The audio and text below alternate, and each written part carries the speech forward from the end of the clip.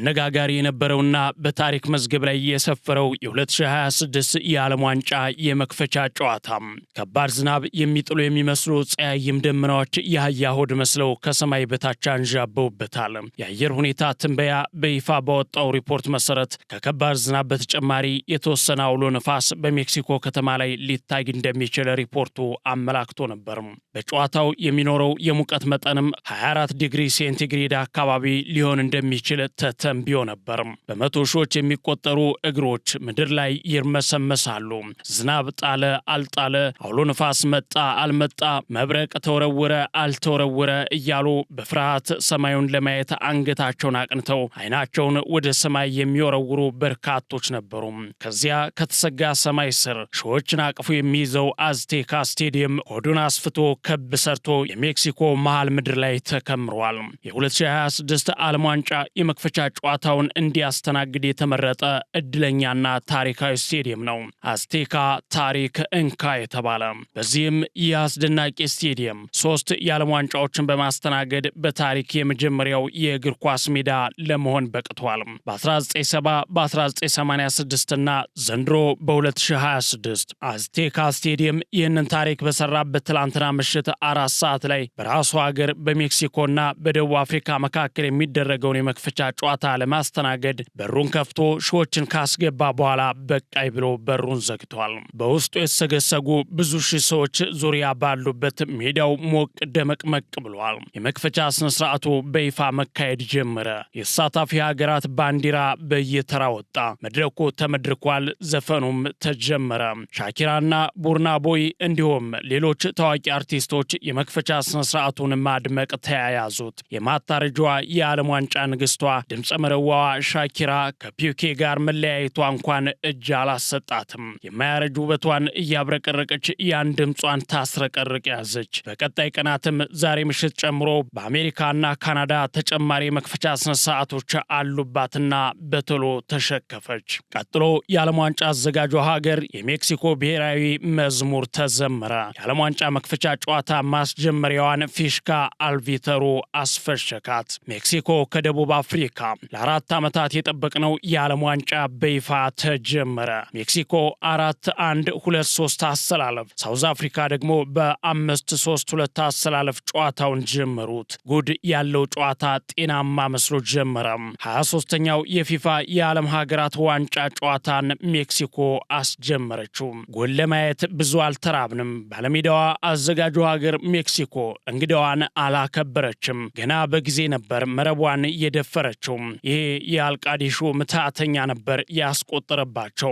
በታሪክ 48 ሀገራትን ሲያሳትፍና በ3 ሀገራት ሲዘጋጅ ለመጀመሪያ ጊዜ የሆነው 23ኛው የፊፋ የዓለም ሀገራት ዋንጫ ጨዋታ በሜክሲኮና በደቡብ አፍሪካ መካከል ሜክሲኮ አዝቴካ ላይ የተደረገ ገና 10 ደቂቃ እንኳን ሳይሞላው የመጀመሪያዋን ጎል ለማየት ታደልን። ኪዮኔዝ የተባለ የሜክሲኮ ኮከብ 9ኛው ደቂቃ ላይ የ2026 ዓለም ዋንጫ የመጀመሪያዋን ግብ አስቆጠረም። በእርግጥ ይህ ሰው ወይም ኪዮኔዝ የዘር ሐረጉ ወይም ዋና ዜግነቱ ኮሎምቢያዊ ነው። ነገር ግን በሚስቱ ምክንያት ነው የሜክሲኮ ዜግነት ማግኘት የቻለው። እናም የሜክሲኮን ሴት አገባ፣ ለሜክሲኮ ጎል አገባ። በዚህም ጁሊያን ኪዮኔዝ የ2026 የዓለም ዋንጫ የመጀመሪያ ጎል ማስቆጠር ችሏል። የኪዮኔዝ ጎል ሜክሲኮ በ2006 የዓለም ዋንጫ ራፋኤል ሙርከስ አርጀንቲና ላይ ካስቆጠረው ፈጣን ጎል በኋላ በዓለም ዋንጫው ለሜክሲኮ የተመዘገበ ፈጣን ጎል መሆንም ችለዋል። በተጨማሪም የኪዮኔዝ የ9ኛ ደቂቃ ግብ ፊሊፕ ላሃም በ2006 የዓለም ዋንጫ ኮስታሪካ ላይ ካስቆጠረው የ6ኛ ደቂቃ ጎል በኋላ በዓለም ዋንጫው የተቆጠረ ፈጣን ጎል ሆኗል። በዓለም ዋንጫ መክፈቻ ጨዋታ ላይ የተቆጠሩ ፈጣን ጎሎችን ስንመለከት እንደ አውሮፓውያን አቆጣጠር በ1998 ብራዚላዊው ሳምፓዮ ስኮትላንድ ላይ በ4ኛው ደቂቃ ላይ ያስቆጠራት ግብ ቀዳሚዋ ነች። ቀጥሎ በ2006 ጀርመናዊው ፊሊፕ ላሃም ኮስታሪካ ላይ በ6ኛ ደቂቃ ላይ ያስቆጠራት ግብ በታሪክ 2ኛዋ ፈጣን ግብ ነች። ትላንት ምሽት በ2026 ትውልደ ኮሎምቢያዊውና ለሚስቱ ሀገር የሚጫወተው ኪዮኔዝ ደቡብ አፍሪካ ላይ 9ኛው ደቂቃ ላይ በማስቆጠር ሌላ ታሪካዊ ቁጥርን ማግኘት ችሏል። ታዲያ በዚህ ኮከብ የዓለም ዋንጫ መክፈቻ ጨዋታን ሜክሲኮ ደቡብ አፍሪካን 1-0 እየመራች ወደ እረፍት አምርተዋል። በመጀመሪያው አጋማሽ በሜክሲኮ በኩል ቢሪያን ጉቴሬዝ እንዲሁም በደቡብ አፍሪካ በኩል ሞኬና የማስጠንቀቂያ ቢጫ ካርድ ተመልክተዋል። እንዲሁም በመጀመሪያው አጋማሽ ሜክሲኮ 57%፣ ደቡብ አፍሪካ ደግሞ 43% የኳስ ቁጥጥር ብልጫ ነበራቸው።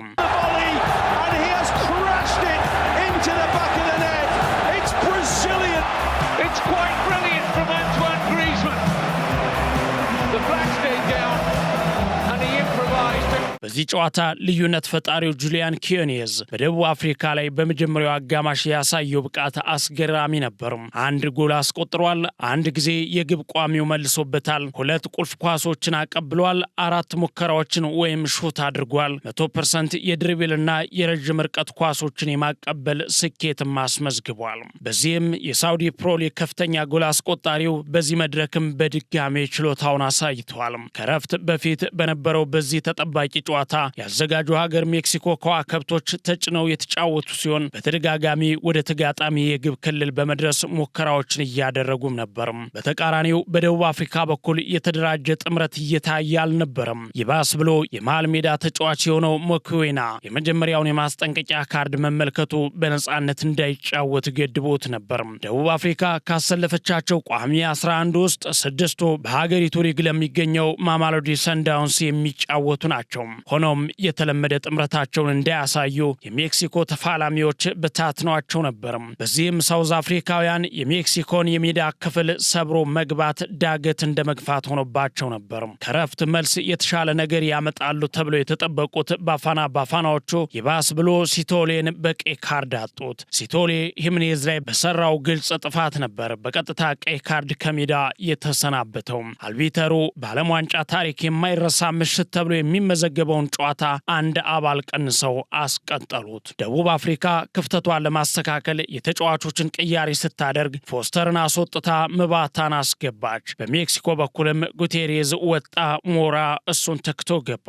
ተቀይሮ ወደ ሜዳ የገባው ሞራ ገና የ17 ዓመት ታዳጊ ነው፣ ግን በዚህ ዕድሜው ሀገሩን ወክሎ በዚህ መድረክ ተከስቷል። ብዙዎች ሜክሲኮዊው ፔድሪ ይሉታል። አሁንም ቅያሪ በሜክሲኮ በኩል ቻቬስ ገባ፣ ጉቴሬዝ ወጣ። በቀጠለው መልካም የሚመስል ጨዋታ ሜክሲኮ በሂሜኔዝ አማካኝነት ሁለተኛ ግቧን ማግኘት ቻለች። ሂሜኔዝ በግንባሩ የሚገርም ጎል የባፋና ባፋናዎች መረብ ላይ አሳረፈ። ይህንን ማድረግ ለሱ ፈጽሞ የተከለከለ ነበር። ሆኖም ለሀገሩ ነውና ከማድረግ አልተቆጠበም። ይህ ለሜክሲኮ የማሸነፊያዋን ግብ ያስቆጠረው ሂሜኔዝ በ2023 ወልቭስ ከአርሰናል ሲጫወቱ ከደረሰበት የራስ ቅል ጉዳት በኋላ ኳስ በግንባሩ እንዳይገጭ አሊያም መከላከያ በማድረግ እንዲጫወት የተነገረው ሲሆን ትላንት ምሽት ግን ለሀገሩ ሲሆን ራሱን መስዋዕት አድርጓል።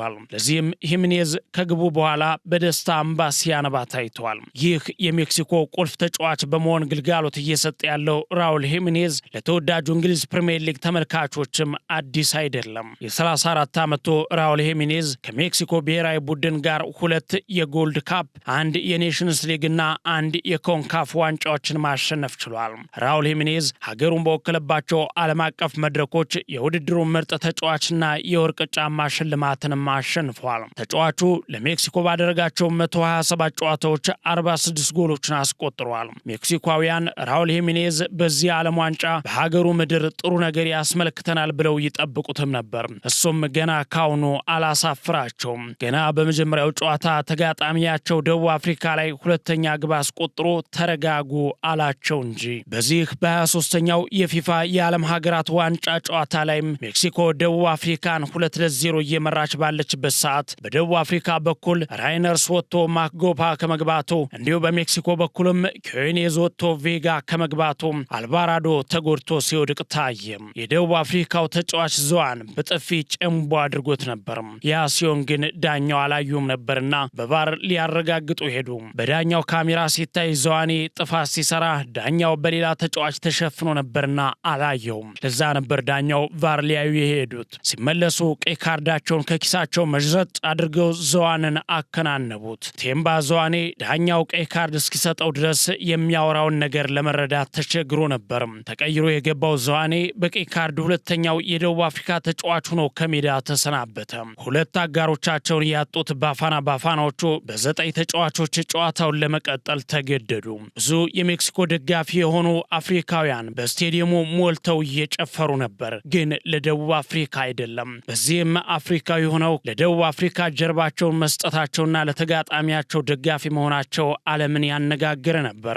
ኢትዮጵያውያንም በዚህ ደስተኛ ሳይሆኑ አይቀሩም። ምክንያቱም ይህች ሀገር ለኢትዮጵያ የታሪክ ውለታ አለባት። በ1928 ጣሊያን ኢትዮጵያ ለሁለተኛ ጊዜ ልትወር ስትመጣ ሜክሲኮ ከሀገራችን ጎን ከቆሙትና በዓለም ደረጃ ጣሊያንን በመንቀፍ ከሞገቱልን ጥቂት ሀገራት መካከል አንዷና ዋነኛዋ ነበረች። ይህንን ውለቷን ለማስታወስም በስሟ የሜክሲኮ አደባባይ ተብሎ የሚጠራ በሀገራችን ተቀምጦላታል። ደቡብ አፍሪካዎችም ጥቋቁር ደጋፊዎች ከተጋጣሚያቸው ጋር አብረው ስላበሩ ድሮም አፍሪካ ለአፍሪካ አትሆንም ብለው የደፉትን አንገታቸውን ቀና ጩኸቱንም ቻል አድርገው ጨዋታውን ቀጠሉ። አቋርጠው አይወጡት ነገር ገና እድል አላቸው። ጨዋታው ብዙም ሳይቆይ ሌላ ቀይ ካርድ ተመዘዘ። ከጎሉ ይልቅ ቀይ ካርዱ በለጠ።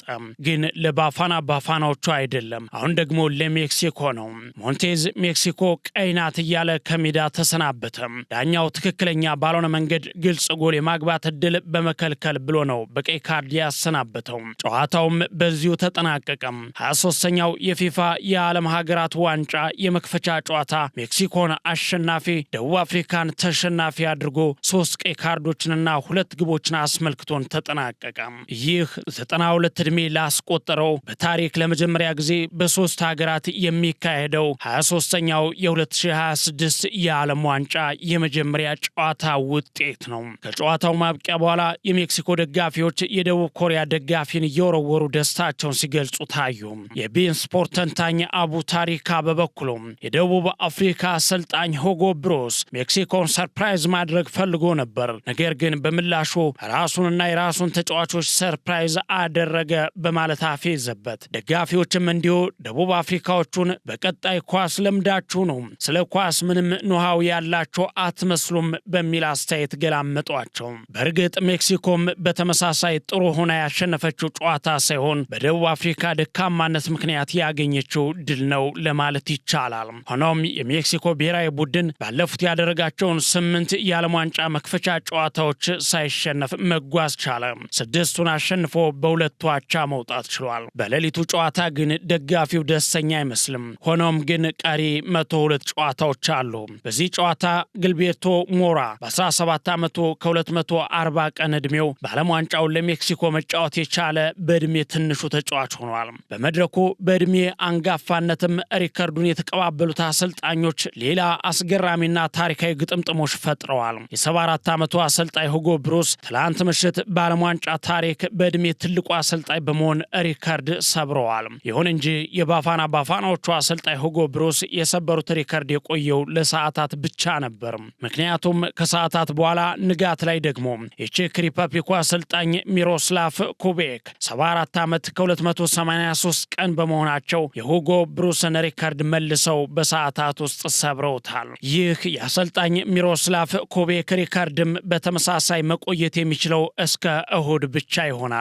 ከነገ በስቲያ እሁድ የ78 ዓመቱ የኩራሳው አሰልጣኝ ዲካ አድቮካት በዕድሜ ትልቁ አሰልጣኝ በመሆን ሪከርዱን የግላቸው ያደርጉታል። ሌላው በዓለም ዋንጫ መክፈቻ ጨዋታ ታሪክ ይህ የሜክሲኮና የደቡብ አፍሪካ ጨዋታ 3 ቀይ ካርዶች የተመዘዙበት የመጀመሪያው ጨዋታ ሆኗል።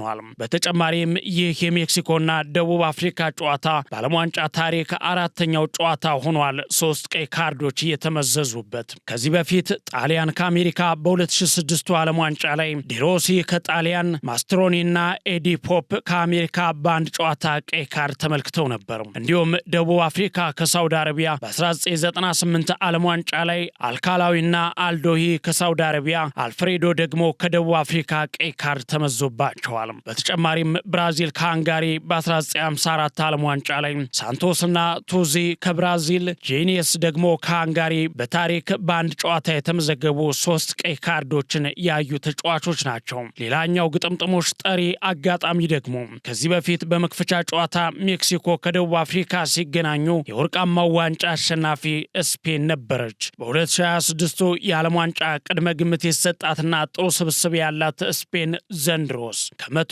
ጨዋታዎች በኋላ ለማየት ያብቃን እያልኩ የ23ኛውን የ2026 የዓለም ዋንጫ የመክፈቻ ጨዋታ ዳሰሳይን ቋጫለሁ። መኮንን አልማው ነበርኩ። የነገ ሰው ይበለን።